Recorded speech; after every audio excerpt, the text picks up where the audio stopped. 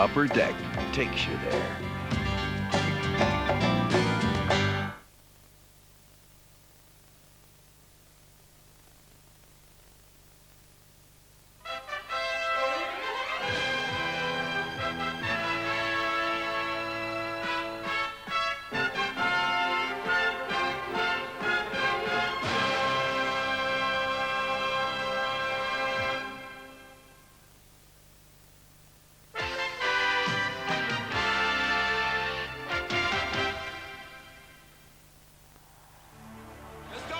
Enter the arena of battle. A demanding proving ground where players who aspire to greatness undertake a treacherous quest that ultimately pits man against man. The NBA Commemorative Collection presents Classic Confrontation.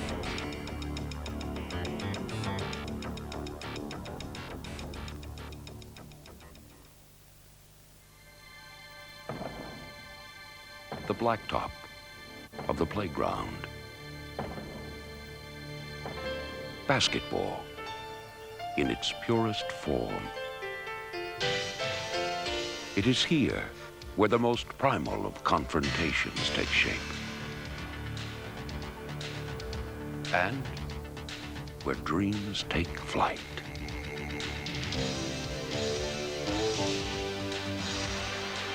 You develop your skills, you develop your talent to compete. You know, the beauty of this game is the competition. And if you're not gonna compete, you're cheating the game. My brother and I, we just used to play all the time. We had a backcourt basketball court, and we would just play against each other until one could dominate the other. So he really helped me create some determination in myself to beat him. If I could beat him, I felt I could beat anybody.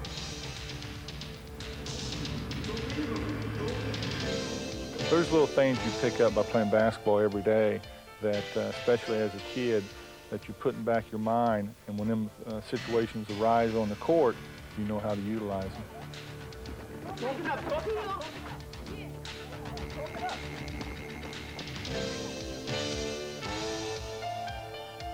Well, my first memory of basketball and watching all the guys play, Dave Bing and Wilt Chamberlain,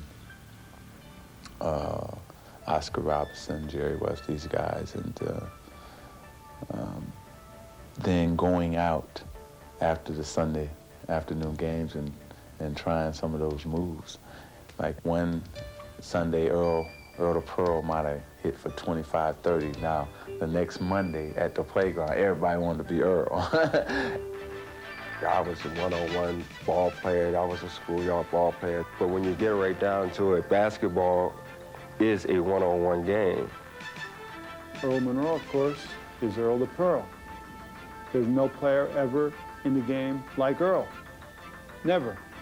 And I don't know if there ever will be. In 1967, Earl the Pearl brought his playground show to the NBA, instantly attracting a legion of admirers. That same year, a rookie guard of dramatically contrasting style also began to attract a devoted following, providing Monroe with a perfect opposite. To me, Walt Frazier, even with all the credit that he received, I thought was underrated. Maybe because of his style, he was not flamboyant. He did everything in such a low-key fashion and always came through in the big games. When things got really tight, I was always deadpan. I never showed any emotion. So most people say, wow, this guy's really cool, man. How could he be like that when everyone else is going berserk? And when the unflappable Clyde and his Knicks met the electrifying Pearl and his Bullets, an historic rivalry was born. Clyde and myself, you know, two young guys came in the same year vying for that position to be called the best. More than just opponents, they were each the embodiment of their team's philosophies, the Knicks were a pass and the open man type of team. We were a one-on-one team, so that made for a great matchup. And, you know, it was always New York and Baltimore as well. So Clyde was, again, the establishment, and I was the anti-establishment. Yeah, I remember Fire and Ice, the two analogies that they made for us. They were specialists at opposite ends of the court. One a magician, the other a thief. We were so evenly matched that, and nobody wanted to give an inch. Frazier is guarding Monroe. Monroe veers to his left. 10 seconds to go. Monroe one-on-one with Frazier. Monroe drives right, 2 seconds. He jumps, buzzes out, no good! And we go to overtime. Throughout the battles that we had when I was guarding him with the Bullets, we had a mutual respect. Like on the court, I never talked to Earl, or he never talked to me. But I never backed down, and he never backed down. So he respected me for the job that I was doing, and vice versa. That respect would be tested as Monroe and Frazier saw their rivalry take the most ironic of twists. They became teammates. The New York press was saying that I would be traded. There was no way the two of us could play in the same backcourt. We would need 2 basketballs. But Earl and I never had a problem like the press thought we would, because when he came to the Knicks, we still had that respect. You know, I was always the type of guy that I could admire other people's talents, and I could look over on the other side, and I felt good to see him doing well, because I know whatever happens during the course of a game, I could always go get mine when I wanted to, because that was just the type of player I was. Earl and I felt that if the Knicks could hang in the game down in the last few minutes, that one of us would come up with the winning shot and pull the game out, and many nights we did. 2 of basketball's fiercest opponents, Frazier and Monroe, had become one of its greatest duos. Let's go back to the phones. Hello, you're on the air. How you doing? I'm first-time caller. I mean, I respect the player matchups as much as anybody, man. Earl and Clyde, nobody, I love them. But how about the coaches? I mean, these guys have the great matchups. Bingo. Now there's a refreshing thought. Why the coaches have all the ammunition. Absolutely, absolutely. No question, man. Yeah, the coaches. No, yeah, absolutely, yeah. Now take Chuck Daly. And Riley, the Lakers. The coaches sure don't take the shots, but they sure call them. In some ways, it's a plus, but in some ways, it's very difficult for a coach, because you're always looking at which button do I touch and how long do I ride this player when he's not having a good night. In order for, you know, any team, you know, any company, any group that has to accomplish something, and there's an objective and a vision, and it takes time to not only become perfect and fit, but for the other parts to be able to deal with them. Somebody has to give up something on a club. Everybody can't play 48 minutes. Everybody can't get 48 shots, even though all of them, that's the way they would like to play. So consequently, I know playoff basketball is one-on-one basketball at times. I found out that in the playoffs, it's not a battle of skills. It's a battle of wills. It's not a battle of how good you can shoot or how good you can rebound or dribble. It's a matter of how tough you are up here. We're all out of sync. We're all out of position. We're not thinking at all. We're just going through the motions up and down the court. Not playing guys out here. I mean, stay tough. Stay tough. That's what it's about. Anybody who understands success and finishing first or winning on a regular basis knows that it doesn't happen by chance. You don't ever get there just because of your talent. It's all heart, baby. Let's go, let's go. Let's go, Pat. For those few special teams, like the Lakers and the Pistons, strength comes from within. You've never competed this hard before as an athlete. And if you're not willing to go deep down inside yourself and find that reservoir, then you're beat. I guess really it's hard for people to understand what all goes into playing this game and playing it the way I want to play it. Everybody should go through it. You can't buy the feeling. If you could bottle it up, it would go for $50 million. because all you do is screw off the top.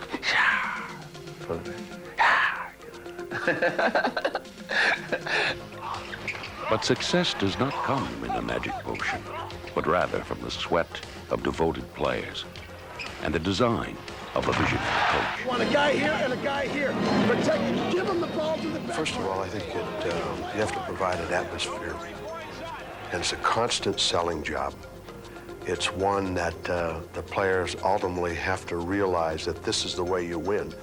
The only thing that I've ever known in my life about the game is hard work. And that hard work and concentration and dedication is not going to guarantee you anything. But without it, you don't stand a chance.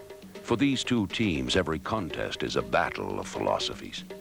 But for James Worthy and Dennis Rodman, it is also a clash of styles. Now here we have one of the great offensive players in this league going against the toughest defensive guy. The hard-nosed Rodman is at the heart of the Pistons' defense, while Worthy's artistic grace is the essence of LA's offense. I have great respect for professionals in every line of work. That's one of my favorite things. Whether it's a writer or it's a carpenter, I have great respect for professionalism. In the vast workplace, there are few who ply their trade with the vigor and enthusiasm of Dennis Rodman. On Rodman, a second left, lets it fly mid-court. Goes, it goes! It does! A triple! From half-court! The worm strikes! I love my job, even though the job that I do on the court, people don't like. They don't want to do it. But I love what I'm doing. I want to earn my money. I want to earn my respect on the court. And the Pistons' blue-collar worker will go to any length to earn his yeoman's reputation. He's a hard-nosed competitor you'll find and plays every day the same, practice or games. Doesn't know anything except playing hard. Like Rodman, Worthy gives total dedication to his craft, but through a very different medium of expression. Discipline is the key to the foundation for the making of an artist, and that goes for any artist.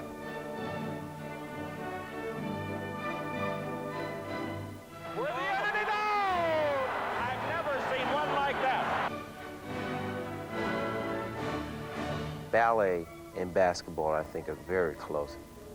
I didn't realize the similarity until I had the opportunity to go to a couple of ballets, and I sat there and I watched that and I said, man, this is the same thing.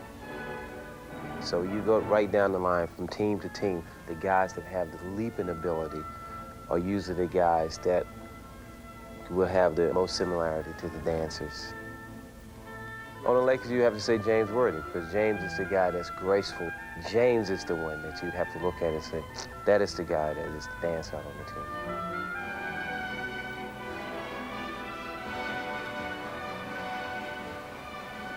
I've been watching him since he was at North Carolina, and he has always had his own style, basically, and it's usually very graceful watching him play. And for the artist, the genius is in the execution. Being able to repeat something cleanly over and over again, that's technique. And Mr. Worthy, I see him being pretty close to being technically perfect. It's really scary how good he is, and especially when it's the big game or the big series. And in those crucial moments, the burden of stopping him falls on one man. By yourself, Worm, by yourself! Now you get a guy who is not afraid to stick his nose in and play the toughest people night in, night out. When I stop worrying, it's like a great, great feeling because, hey, this guy right here get to the basket in the blink of an eye. I like doing things hard. I like to work. Work. And when grit meets grace, a bruising ballet begins to unfold.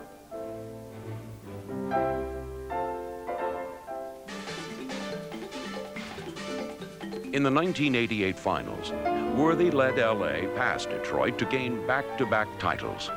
But the confrontation was far from over. A year later, Rodman overcame agonizing back spasms to help the Pistons gain their first championship. It's all right, big man. You got us here, we'll do the rest. You got us here, we'll do the rest. And the rivalry continues. Because for basketball's greatest players, though their bodies may sometimes fail, their indomitable spirits do not. For 6'9" center Willis Reed, playing in pain was a way of life. Like his rugged adversary, 6'7" Wes Unseld, he made up what he lacked in height with unyielding desire. And when these two relentless warriors collided, the ferocious banging of bodies mirrored the epic battle of their wills. I knew I had to face Willis Reed, doing a series, maybe 4 or 5 times during the course of the year. I didn't need anything else to psych me out because I knew if I wasn't ready, you'd probably get your face walked in. There were 2 things about Wes that were significant. First of all, because he was not a great jumper, post-up wise, if I could post him up, I could be a low post center against him. But one thing that Wes did better than most any other big guy in the league, he was an excellent offensive rebounder. And what he would do was, once the ball went away on the weak side, he would get himself in great offensive rebounding position. And what Wes had developed a real great technique, he would always put his arms up like so, and he would just take his big body and just walk you right up under the basket. And next thing you know, you look up, you're looking right up through the nets, and if the ball bounces off, I mean, he gets the rebound and puts it right back, or else you foul, a 3-point play or a 2-shot free throw. He wouldn't crack. I knew going in that this was going to be a job that night. I would do everything I could think of doing to try and make Willis quit. But Willis Reed was not a quitter.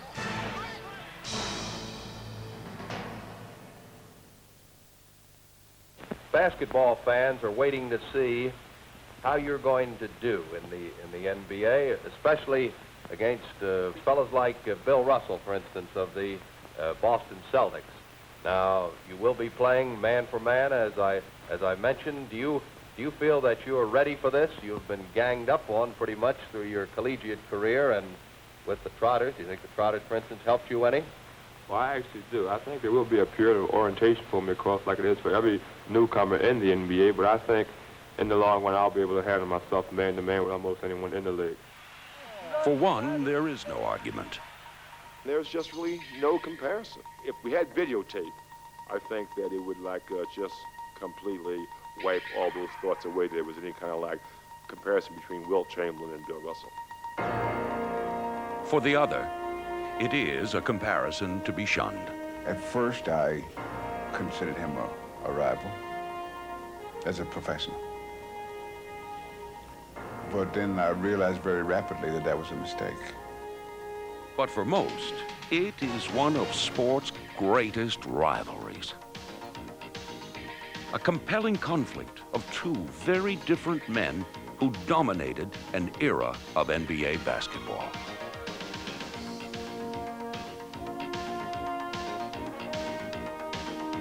My game was styled to give energy to my teammates. And if I were to consider Wilt a personal rival and going to play that way, then I'd have to score a lot more.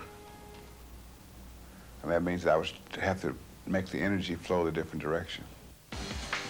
Though Chamberlain overwhelmed Russell statistically, it was the Celtics who continually emerged victorious. He was concerned, as great as he was, primarily with his stats, with his records. Russell was concerned with one thing: did we win or did we lose? But defeating Chamberlain required a total team effort. I had to worry about the Celtics. I didn't have to worry about guarding Bill Russell. I didn't think so much when I played against the Celtics, worry about what is Russ going to do against me. I was worried about the whole team, and the whole team played me. I mean, they had 3 and 4 guys on me from time to time. Russ would just be behind me. He was the most intimidating player that ever played this game. There's been a lot of players that have played as well at different positions, but there's no one that's played the game any better than Wilt Chamberlain.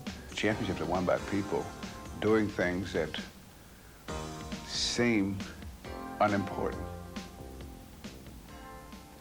but they're the things that make the difference between winning and losing at the highest level. From his first season in 1959, Chamberlain was the NBA's most devastating offensive force and the single greatest threat to the Celtics' championship reign. Even as a rookie, Chamberlain's task was clear, but though he would win the first of 7 scoring titles, the Celtics would win the championship, defeating the Warriors along the way. 1962 brought the same story, as the Eastern Divisional Finals' main attraction was again Chamberlain versus Russell. And the result was the same. 3 years later, Wilt would suffer another near miss in dramatic fashion.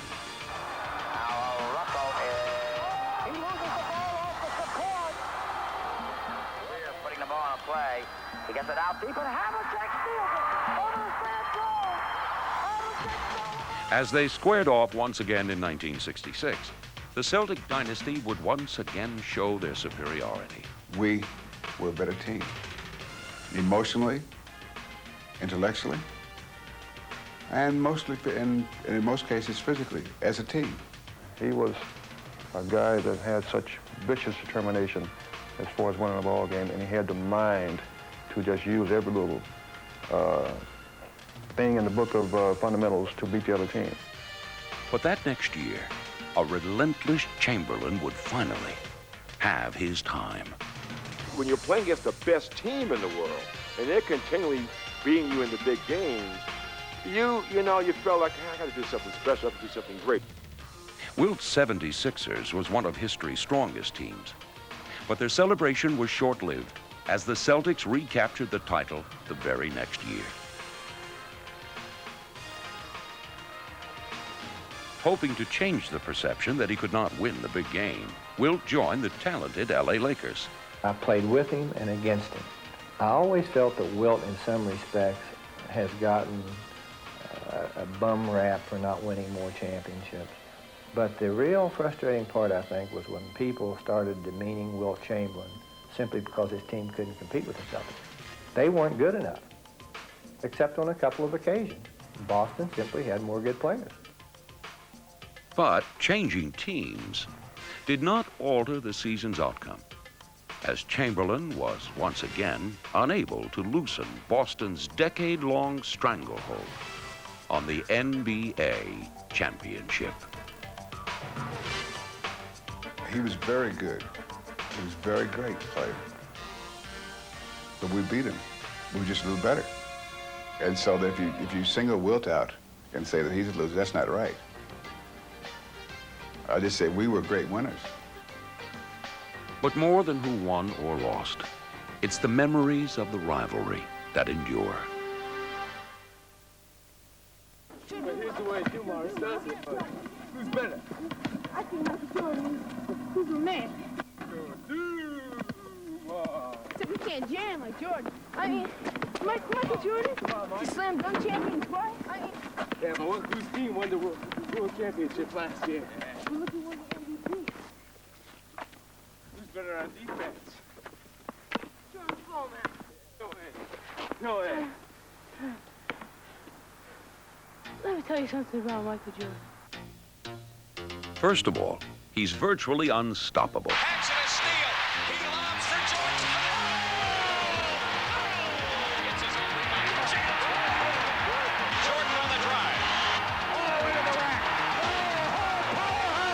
If I get the ball, you at mercy of whatever I want to do. Left corner, 6 on the clock. Jordan drives a baseline, reverse layup is in. There's nothing that you can say or do about it if I'm on my game. High step on Mark Jackson in for the right side. Shoots it up baseline right in. The feeling is like you own. You own the ball, you own the game, you own the guy who's guarding you. You can actually play him like a puppet. But Jordan knows that offense alone does not ensure victory.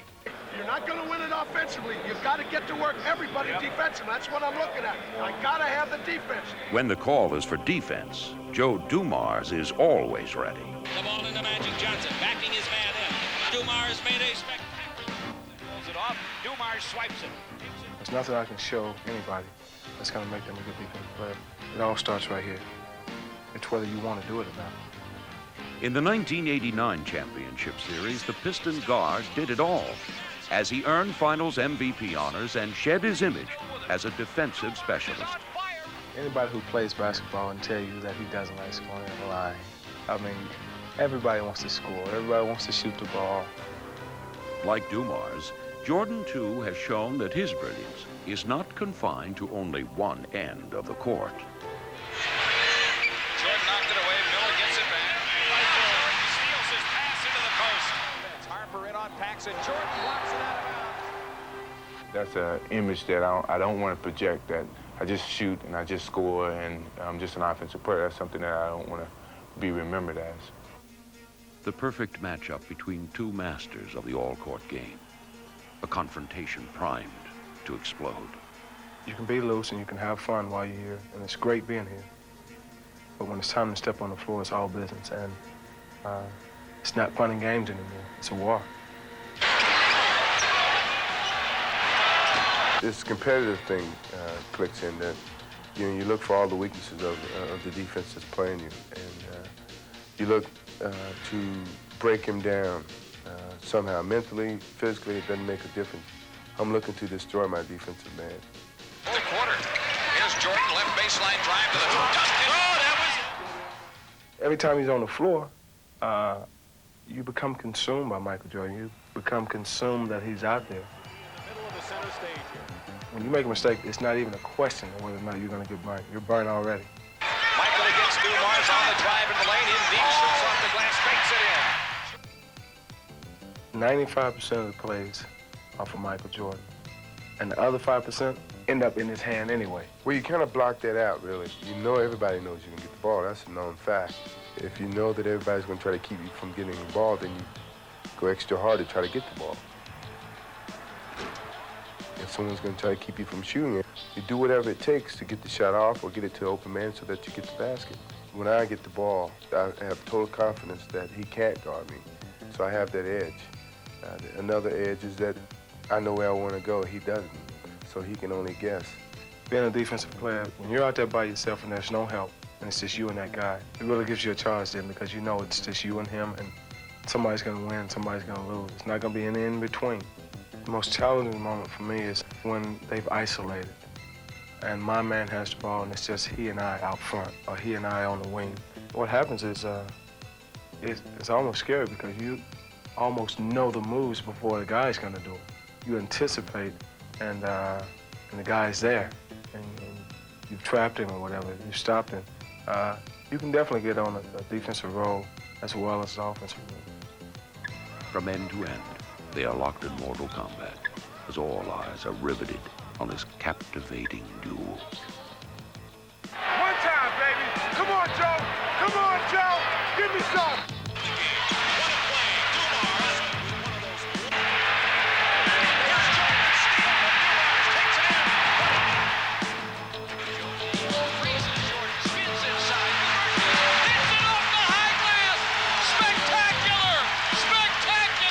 You live for those moments.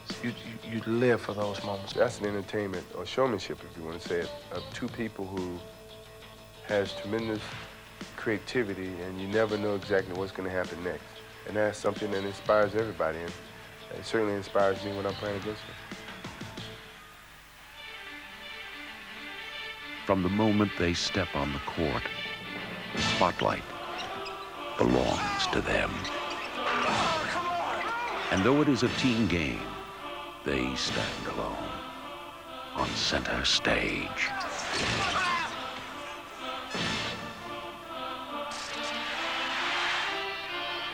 They are the protagonists of basketball's most intriguing drama. That of man versus man. And perhaps the most sensational of personal engagements are those waged in midair.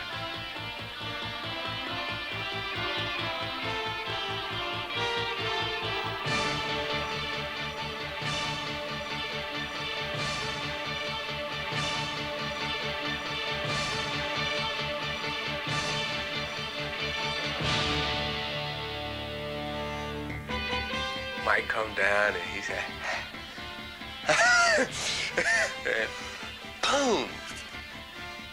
He come down, boom. And they just go back and forth. And you know, Jordan had 30 at the quarter, Dominique had 22 at the quarter. And they be pointing at each other, you know, yeah, come on with it. And they just go at it, you know, and it's good competition. You know, they're not trying to hurt each other, but they're playing hard against each other.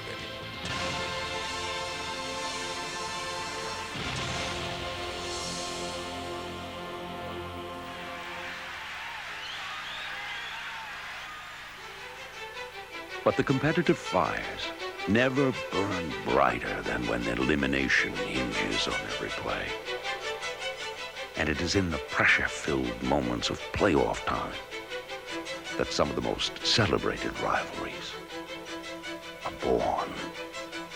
I don't look to play the perfect game, you know, hitting 15 out of 15 shots, making all my free throws and no turnovers, and make the right decisions. I don't play for that, but I play to have that one moment out there where I just take over the game and I know I got control of everything that goes on out there.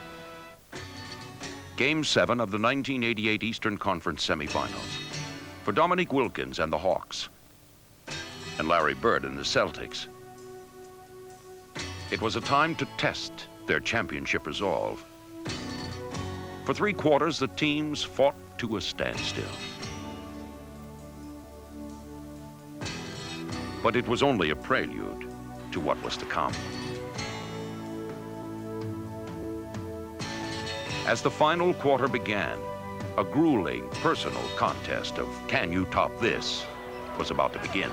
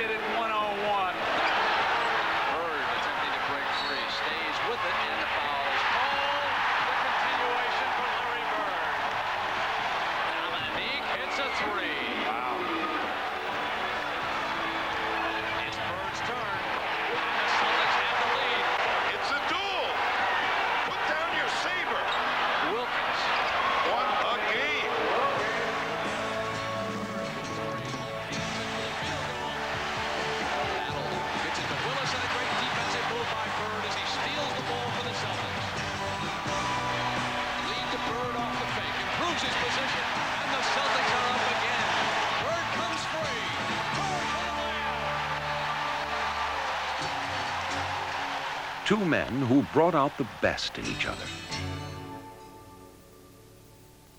One left to ponder what might have been, the other to lead his team onward. Let's choose. Odd, even, odd, good, one. I got Bird. I got Magic. Come on, man. What's going on here? Okay, yo, I'm Magic. I'm Magic. What's going on here?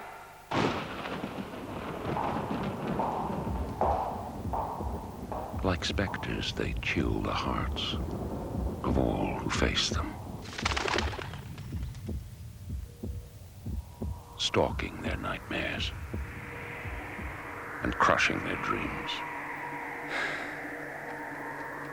For their opponents, time has no meaning, because there is no escape.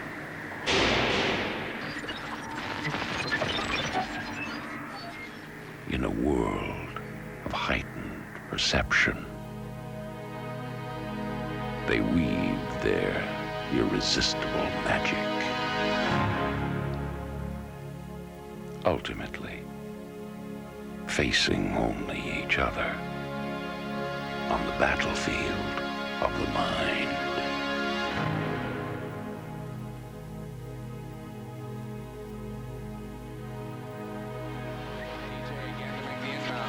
Double team at third. Larry, fake, fall away. Hits it! The buzzer! All right! They'll talk about it the rest of your life. Magic fires for three. Got it at the buzzer! Magic hit a three-pointer. The Lakers win. Aims to Bird. He gets a good shot in the Celtics winner. Here comes Magic. He's got it. He goes on the way for three. Good! Bird on the track across the lane. Magic down the middle. Larry, the Magic. Bird, the Magic. Bird. Spectacular play by Magic Johnson. The genesis of the rivalry took place in 1979, when Johnson's Michigan State Spartans overwhelmed Bird's Indiana State Sycamores to capture the NCAA title. Next stop for this bold 20-year-old, Game 1 of his pro career. Lakers win. Score it. Kareem Abdul-Jabbar has given the Los Angeles Lakers a victory, and Magic Johnson is out there celebrating like they just won the NCAA championship. While Magic created an instant sensation in L.A., back east, Boston's newest hero pumped life back into the dormant Celtic tradition. Larry Bird. Follows his own shot. Oh, what a play. But their historic first meeting awaited. And at the L.A. Forum, both spectacular rookies were primed for the challenge. As Bird's uncanny shot-making ability was countered by Johnson's dazzling floor leadership.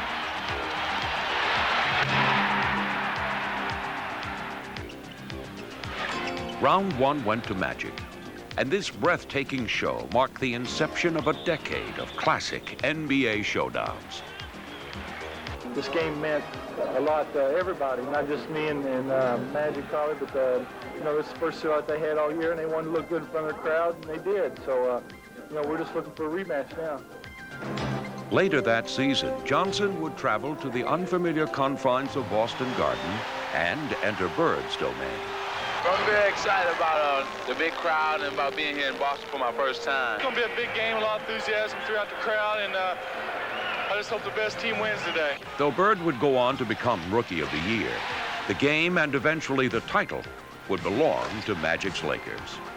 We go head to head, and we go for blood almost. You know, it's just, we're so competitive, and I just turned a good game, and I just smile a little bit. It was that enchanting smile that grabbed Madison Avenue's attention. Magic 106. Bird was not far behind. For the best pro player, I walked away with the MVP. As the two superstars seemed to be everywhere.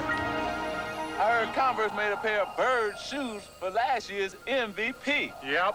Well, they made a pair of Magic shoes for this year's MVP. Okay, Magic, show me what you got.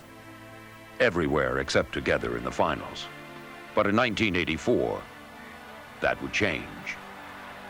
The time of reckoning was here for two great teams and two transcendent players. The series would be a proving ground, and both men were ready. I enjoy playing against a lot of guys, but I don't think there's any one guy in the league that I'd rather play against than the Magic and his team. From coast to coast, Bird and Magic took center stage as the Celtics prevailed in 7 furious contests. As long as Larry's on the other side and I'm on this side, it's going to always be that. And after it's over, when we play in these all-star games, these old-timer games, we're going to want to beat each other. And after that, when I see him on a park and recreation, I'm going to want to kill him then, too. He's going to want to kill me. The next year, Magic sought redemption, and though Bird threatened to steal another championship, It's all over. It is all over. Boston wins the all-important fourth game. Magic would dramatically turn the tables as the Lakers would become the first visiting team in history to win a title in the Boston Garden. We wanted to beat each other so bad. We wanted to be the best, and I love it. because we both make each other play our best game. And that's the best thing about this Bird-Johnson rivalry. In its third stanza, their one-on-one war was at its best, as Bird's spectacular efforts were mirrored by his worthy foe. And even the most devoted students of the game had to wonder if it has ever been played with such splendor and such drama, as the 1987 finals featured a gallant duel that would come down to one last shot. 5 seconds to go. Magic with a hook shot. Scores! Magic's just a great basketball player. He's the best I've ever seen, you know. Unbelievable. I don't know what to say. What else can be said about these two ultimate masters of their craft? Between them, they appeared in every final series in the 80s, capturing 8 world championships and garnering every conceivable honor. But the true measure of their greatness can be found only in their reflection of each other. Well, we've been competing for almost 11 years now, and we've had a lot of battles along the way, but we've always had respect, because I think the one key ingredient to making us, each of us, a good basketball player is that we come to win every night. We don't take a night off. And when it is time for their last night, only one finale could do them justice. Perfect ending would probably be us playing each other in the championship. And then coming down to the last game, 7 games. And we went into like 4 or 5 overtimes. And everybody fouled out but me and him. And then it would come down to us just playing, me and him against each other for the championship one-on-one. That would be the perfect ending. A shot for the ages.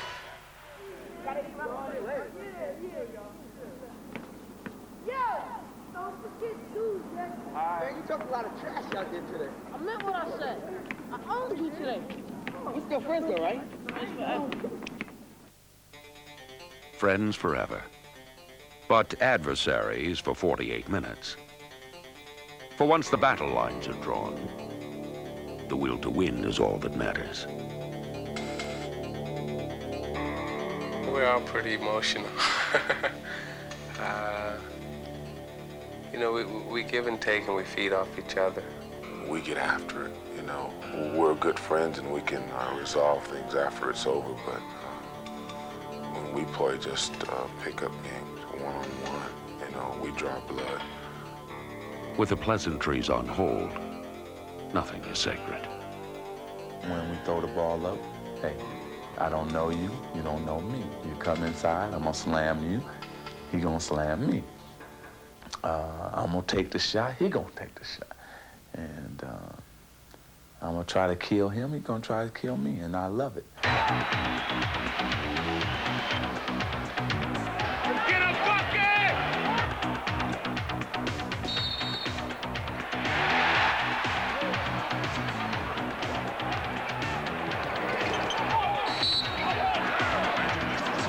We play harder against each other probably than we do against people that we're not so close against, because there's a real competitive spirit there that we all share, and we all know it's there.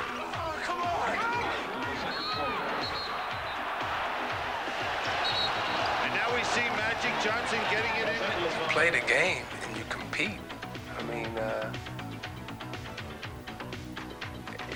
you know, it's like going out in the backyard and playing against your brother. You're playing a basketball game and you compete hard as hell, but that doesn't mean if he beats you, he's not your brother anymore. In the heat of the battle and something happens and I may say something, he may say something, and then he's not gonna just let me say it, I'm not gonna just let him say it.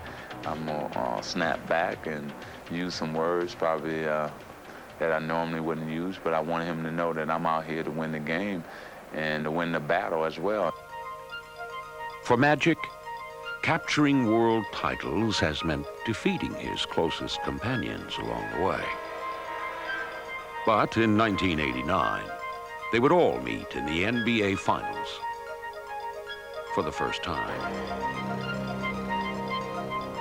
And their personal war would take on a new dimension as an NBA championship hung in the balance.